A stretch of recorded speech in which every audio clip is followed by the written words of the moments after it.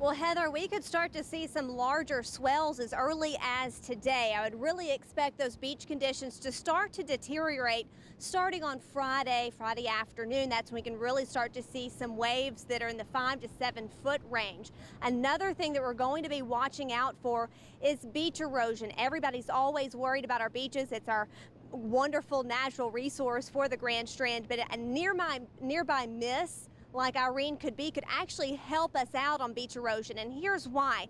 As those large swells move throughout our coastline, they push in lots of sand that was otherwise lost out in the ocean. So we're going to see a sand replenishment, even though as those high waves hit our beach, they will start to erode a little bit in our upper coastline, but in the overall grand scheme of things, we are going to see maybe some positive benefits from Irene, provided that she stays on that track. Live in Myrtle Beach, I'm Storm Team Meteorologist.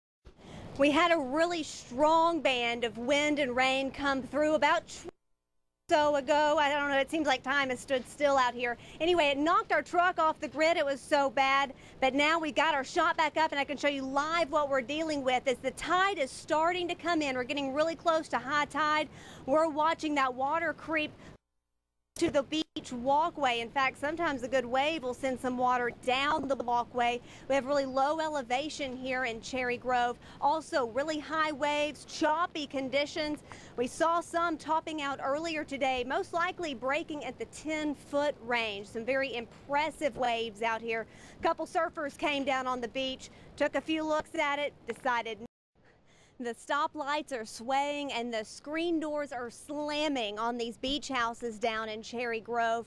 We're finally seeing those winds really start to pick up.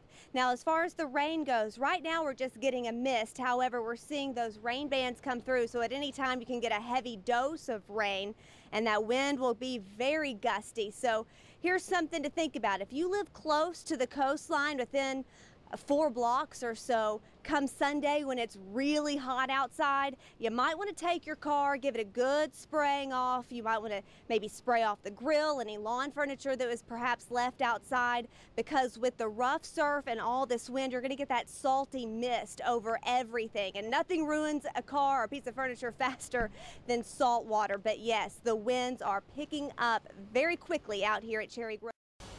Yeah, Rob, we're really going to be watching, first of all, that high threat for rip currents. We're going to see that in place today and definitely tomorrow. We saw the swells and the waves building yesterday, even higher today. We're going to top out with the highest wave heights tomorrow afternoon in the 5 to 7 foot range.